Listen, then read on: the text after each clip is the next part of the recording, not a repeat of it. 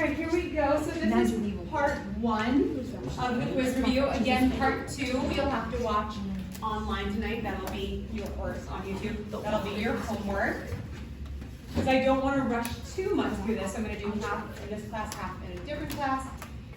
So your question is, your quiz is 16 questions. I'm going to go through it question by question. Some questions, like, I'll group together. Like, for example, I'll start with questions 1 and 2 because they're very similar. So I'll give examples that you might see on either one of those questions. So this will be notes for quiz 8.1 through 8.3. What? It is a yes.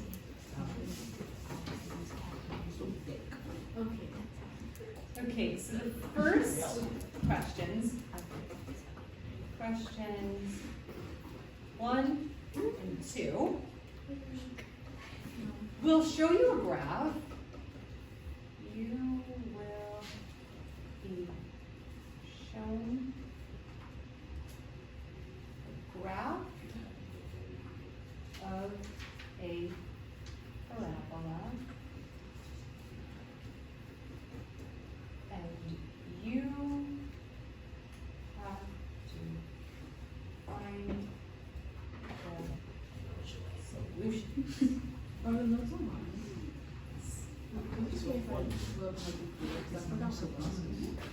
Are these online? Yes.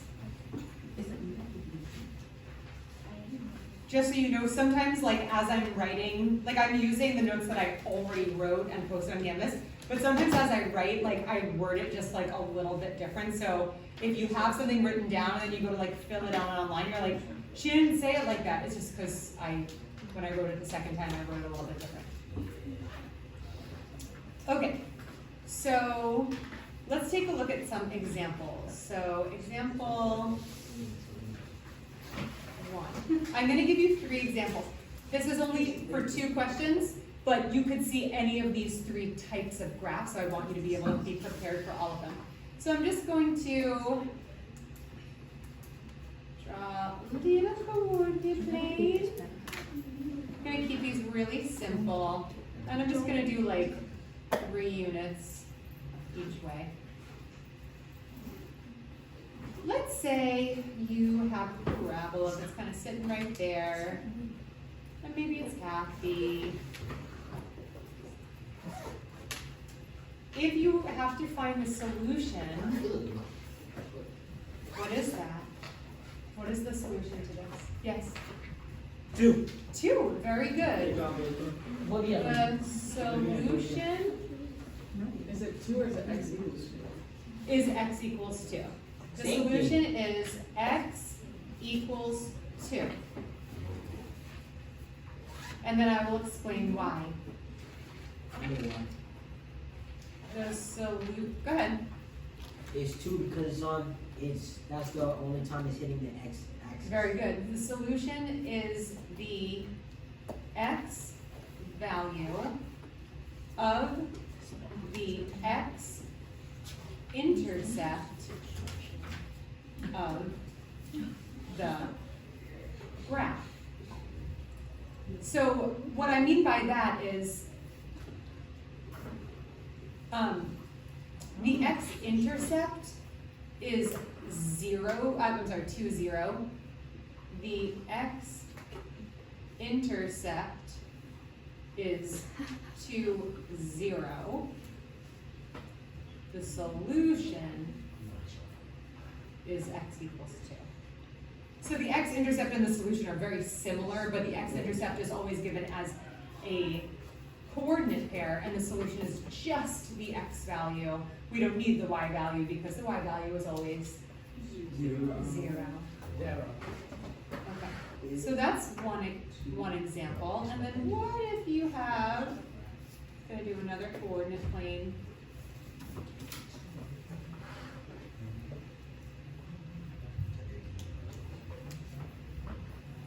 Let's say same intervals here. Oh, sure. Can you put it down just a little bit? And then say we have a sad parabola. When you find Find the solution.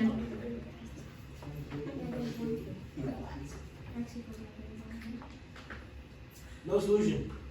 Very good, Lathan. Candy.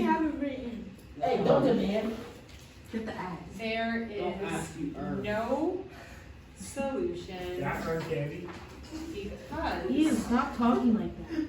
the parabola does not intercept the x-axis at all.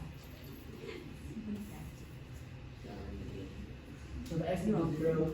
So I'm gonna write no real solution, because that's how they like to word it on your digital platform. Yeah? No, this like did the ask you earned. Yeah. I did earn. You did earn the first it. one and the second one. I'm just distracted. Exactly. If it makes you feel any better, I gave him a purple one. Yeah, for real. But you know. Those that's the great ones. He likes them? Okay, Yeah. good. Also, only ranchers are created. All right, now what about this parabola? Let's say that we have a parabola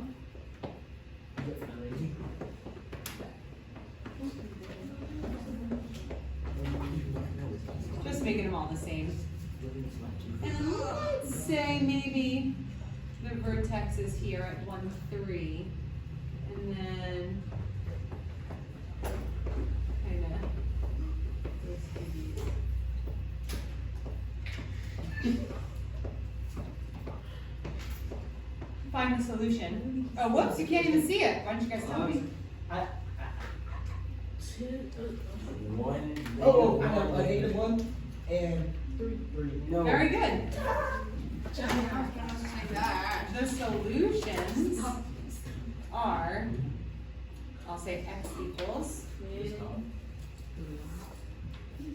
x equals -1, 3.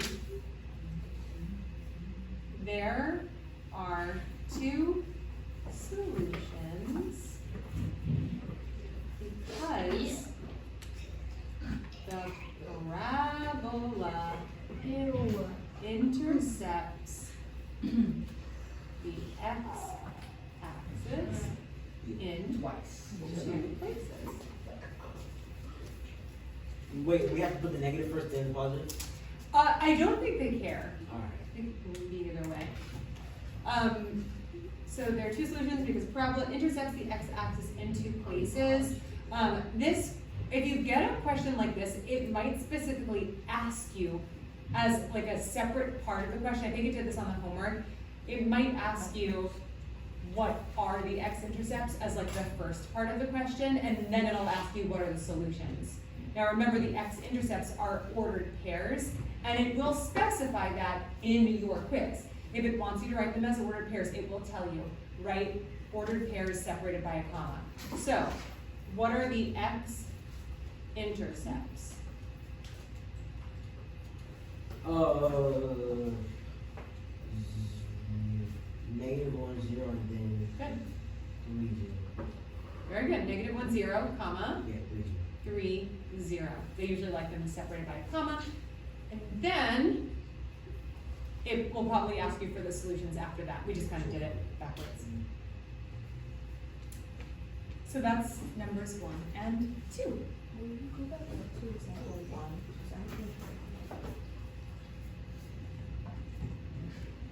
Just keep in mind that you guys are going to need to check Canvas anyway for the rest of the notes, so if you miss something, just go to Canvas.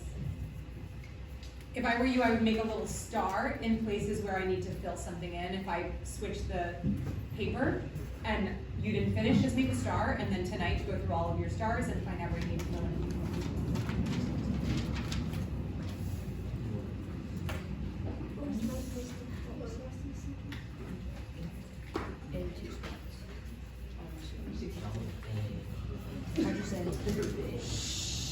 Questions 3 and 4. will ask you to solve by graphing. Now, here's a little message about that direction. If it says to solve by graphing, it does probably want you to graph it, but if I were you, I would solve by the other methods that we learned and then graph it, but either way you do is fine. So let's say an example of this would be something like x squared minus 9 equals 0. Now, the first thing I would do is identify my y-intercept.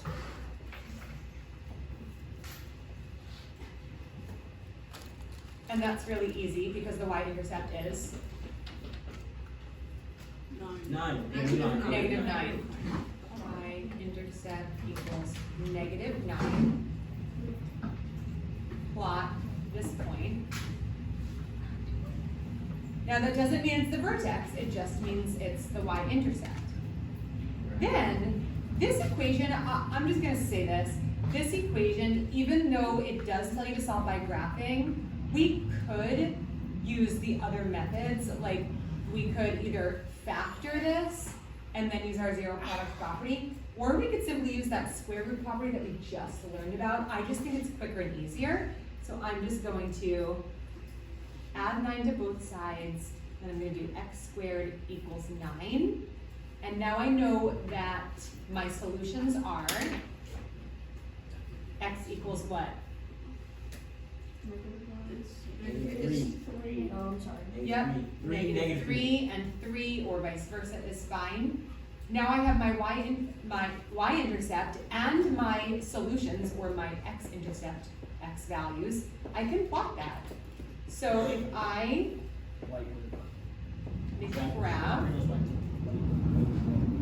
and I'm just gonna make my intervals like go by 3. So I'll go like 3, 6, 9, 3, 6, 9, 3, 6, 9, 3, 6, 9, or I should say negative 3, 6, 9. Okay, so if I make this 3, negative 3, negative 6, negative 9, positive 3, positive 6, positive 9, 3, 6, 9, negative 3, negative 6, negative 9. Now I can just plot my points. My negative 9 y-intercept, I can just make a point down here, and then my solutions where x equals negative 3 and x equals positive 3, that's the shape of my parabola.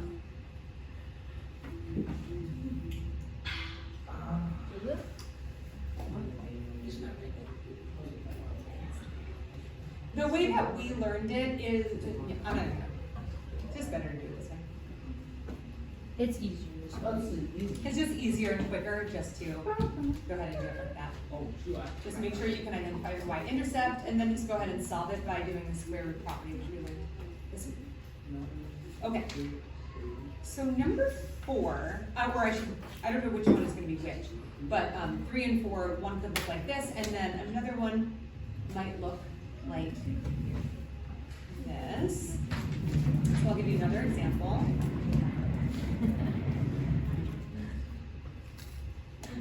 Find solutions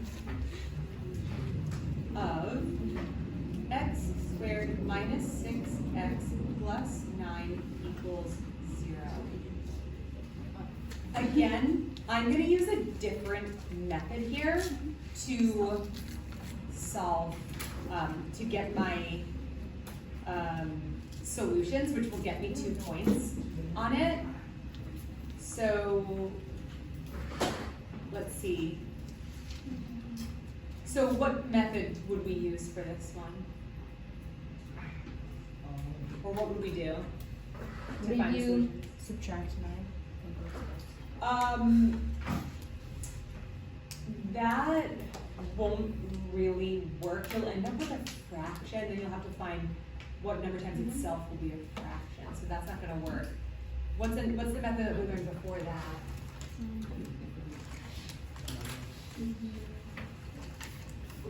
What? What about factoring and then using those factors with the zero product property? Use the zero product property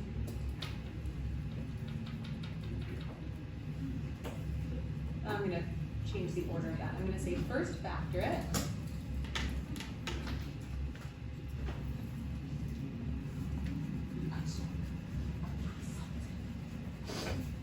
And then use the zero product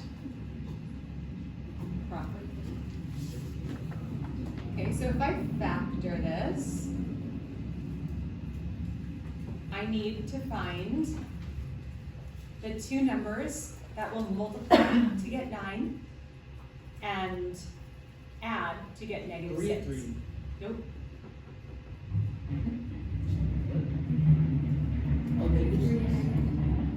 What? Yep, negative 3 and negative 3. Now, these are exactly the same, so do I have to set them both equal to 0? We're going to use our zero product property to say, well, to get a product of 0, at least one of the factors has to be 0.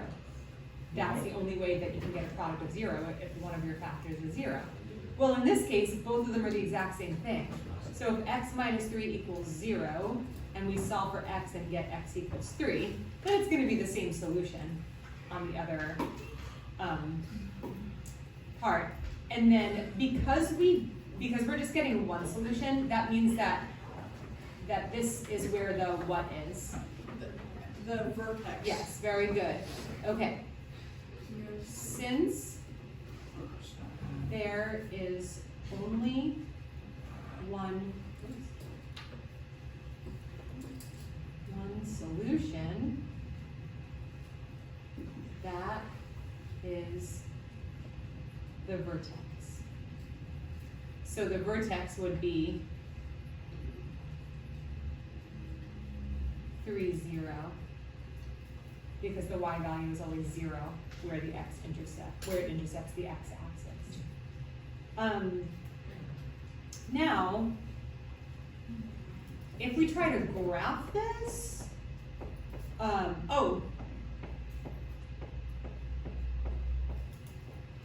okay, so let's do this. I'll go ahead and go by 3s again.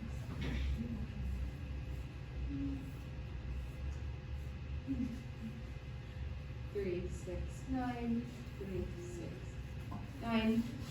Okay. If I start graphing this, I have my vertex at 3, 0. And then what other part can I just plot really easily? What other point on this parabola? What? We already put the vertex. Yeah, the y-intercept. The y-intercept is? Yep, y-intercept is C. So positive 9. So that would be here. And we know that the vertex is always on the line of symmetry. I'm sorry, the axis of symmetry.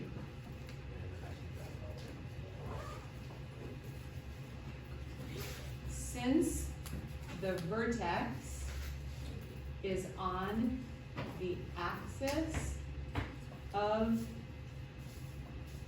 symmetry, plot another point across from y-intercept. Does that make sense? So this is going to go over one interval here, which is 3 units, okay? So 3, and then another 3 would go to 6. So that parabola would look something like this. So we got the solution as x equals 3, and when we graph it, we use the solution to identify the x-intercept point. We use the y-intercept to graph another point, and then we also use the fact that the vertex is on the axis of symmetry to reflect across the axis of symmetry to get that third point. You guys totally understand?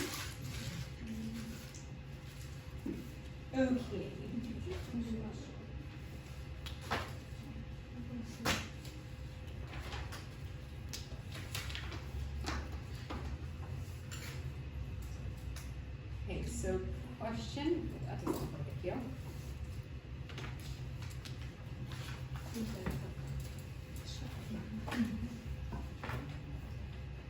Question 5, whoops, is gonna say simply solve the equation.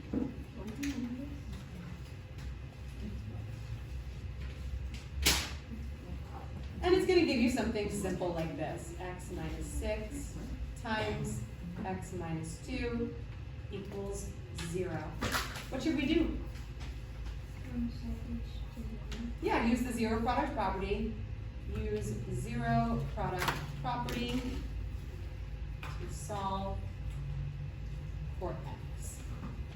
So we set x minus 6 equal to 0 and x minus 2 equal to 0. Here it's necessary to set both of them equal to 0 because they're different. They're going to give you two different solutions for x. And you get x equals 6 and x equals 2. And the answer box might say something like the solution set is, and then you have to fill in the blank. The solution set is, and then they're going to give you like little brackets, and it's going to say, it's going to have a space there, it's going to tell you to separate the answers with commas.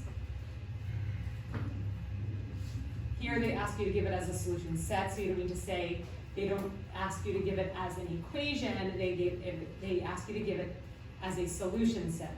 Totally the same thing, it's just a different way of writing it, and another way of confusing you. Does that make sense? Okay. Question 6. I think we'll have to get further than I thought. Question 6 will also say solve the equation. And this time you're also going to get something simple, but instead of two different binomials, it'll be a binomial squared equaling 0. And that's even easier than the previous one, because if both factors are the same, then you only have to set it equal to 0 once. 4x minus 5 equals 0. Since the factors are the same, just set one of them equal to 0.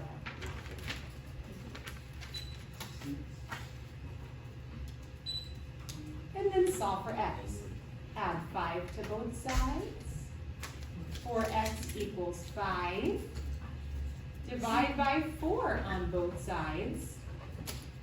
Your 4's cancel out, 4 over 4 cancels out, and you're left with x equals 5 over 4. And because there's only one solution, that means what is actually on the x-axis? The vertex, yeah. And we don't have to graph that, thankfully. That would be weird. And your digital platform does allow fractions. 1 and 1 over 4. Huh? 1 and 1 4. Right, but in algebra we never change things to mixed numbers. We keep them improper. We like to keep things improper. Quite rude. Question 7 will say solve by factoring. So now it's, instead of giving you the equation with binomial factors, you're going to give it to you in quadratic form, and you'll have to factor it, then solve for x. So it'll do something like g squared plus 2g minus 15 equals 0.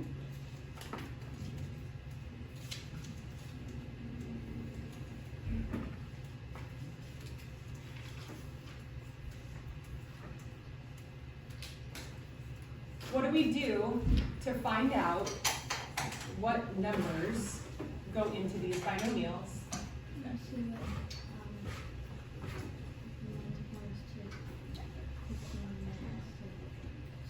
Yeah, negative 15 and positive 2. you must figure out what two numbers multiply to get -15 and add to get +2. So, what is it? Very good, -3 and +5. If that answer doesn't come to you as quickly as it did for Natalie, that's totally fine. You can take your time writing out your pairs of factors. So to get a -15, we could either do -3 times 5, we could do +3 times -5, we could do 1 times 15, and we could do, oh, sorry, not 1 times, -1 times 15, or we could do 1 times -15. Out of these 4 options, which ones will add to get a +2? That's when we see that the -3 and +5 are the ones that are gonna work. But it's okay if you wanna just take time to write out your pairs of factors that you think will work. Now, use the zero product property. If g minus 3 has to be equal to 0, and g plus,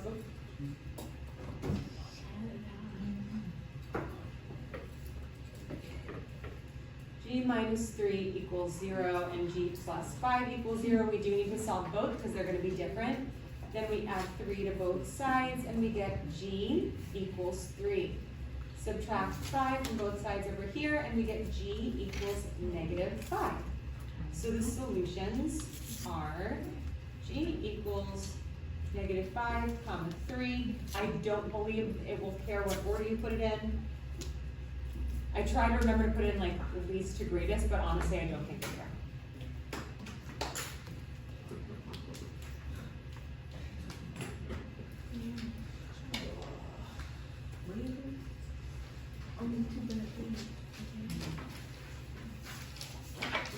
Was that number 8?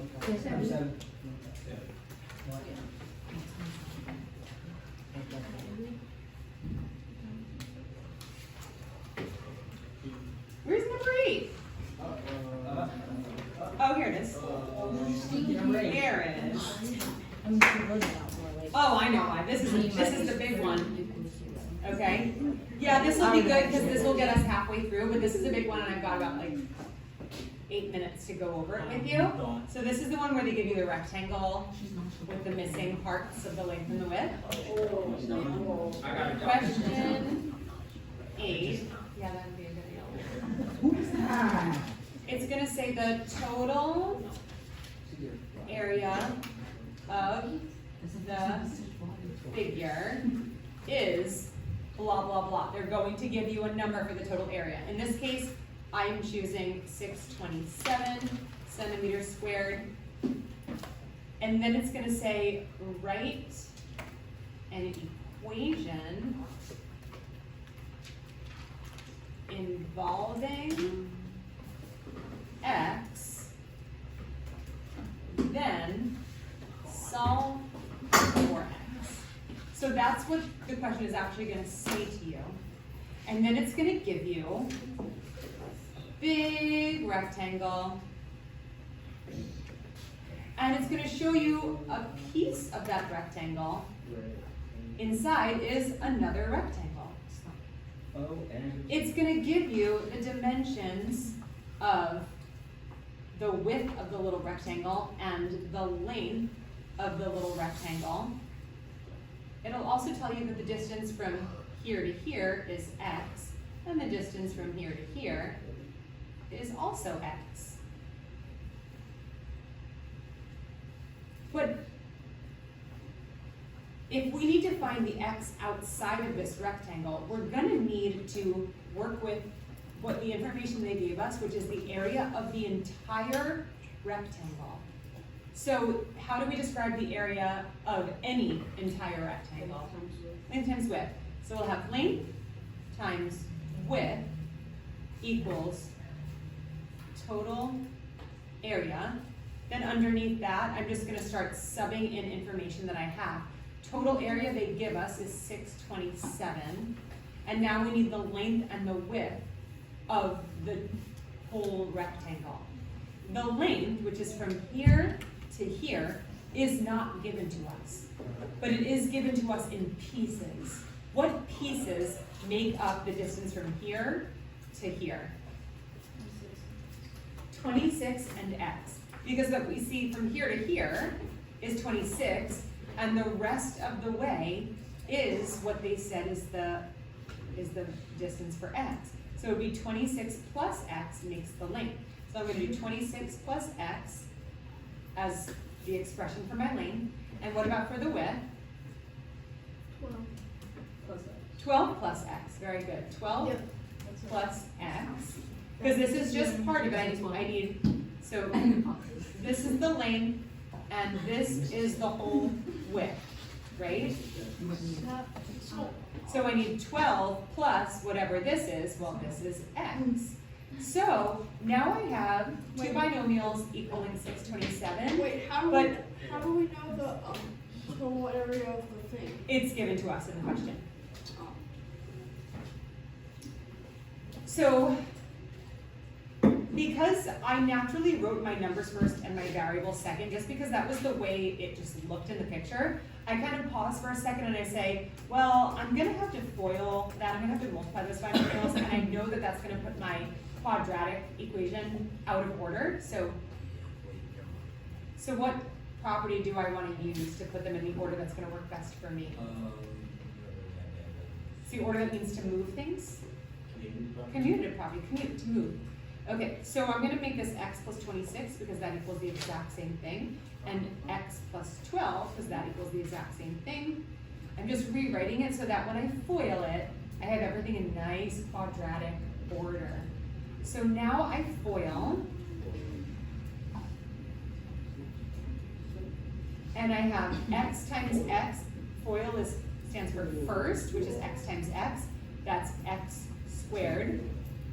Outer, which is x times 12, so that's 12x, positive 12x.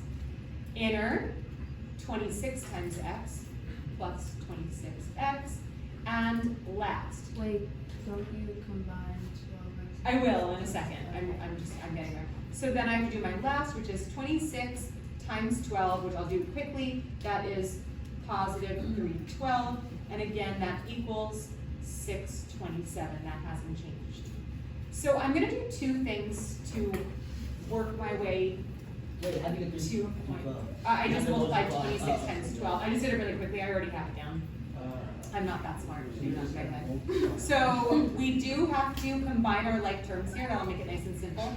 X squared plus 38x plus 312 equals 627. Now honestly, this might get a little tricky because we do want to get it set up so that we can factor it and use our zero product property. But the way that we're going to have to do that is we have to set it equal to 0. How do I make this set equal to 0? I take away the 627. And when I do that on the other side, I can actually combine these, the 312 and the 627. Okay, so I have x squared plus 30x. And then when I combine the positive 312 and the negative 627, I get negative 315. And then I have 0 on the other side. And now I have to factor, which is really hard to do when the number is this big. And honestly, the best way to do it is just to grab your calculator and start dividing 315 by numbers. Obviously, it can be divided by 2, it's an odd number. So I would do 315 divided by 3, 315 divided by 4, 315 divided by 5. And every time I divide, I take those pairs of factors and see if those pairs would add to get 38. When I did this on my own, I kept just dividing by numbers and none of those pairs were adding up to 38 until I got to 315 divided by 7. When I divided 315 by 7, I got 45. So that means that a number times a number is going to get me negative 315, and I'm gonna add those numbers to get 38. But the negative is really important because the negative means that one of my numbers is gonna be negative. In the multiplication, it doesn't matter which one, but in the addition it does. So 7 and 45, one of them has to be negative, but I won't label which one's negative until I decide which one has to be negative here. Yep, it has to be a -7 to end up with a positive 38. So that means -7 times 45 is -315, and -7 plus 45 is 38. So I have x minus 7 and x plus 45 equals 0. Now I can use my zero product property. I highly recommend doing number 8 last tomorrow. Try to get every single question right, and if you have to get one wrong, get this one wrong. Or if you have to run out of time on this one. And we have x equals 7 and x equals -45. Now, what's the solution? I need to find the value of x. What? What's the solution? Huh? Nope. Solution, wouldn't it be, -45. -45.7? Okay, so we are very Wait, but conditioned. do you want us to put it in like coordinate pairs? Nope. I want you guys to realize that if we were just talking about a parabola on a graph, we absolutely could have both of these as solutions. Because a graph has positives and negatives. But a real life situation like this can't have negatives. So that makes it only actually one solution. This solution is what we would call not viable. It doesn't work. So +7, like if you were to draw it on a graph, you could draw a parabola that way. But in terms of that measurement, you can't have a -45. It's like a black hole where like the blank is like the opposite. Oh gosh, the black. Oh gosh. All right, so the answer is +7. All right, that was half of it. Get 9 through 16 on YouTube. Everybody got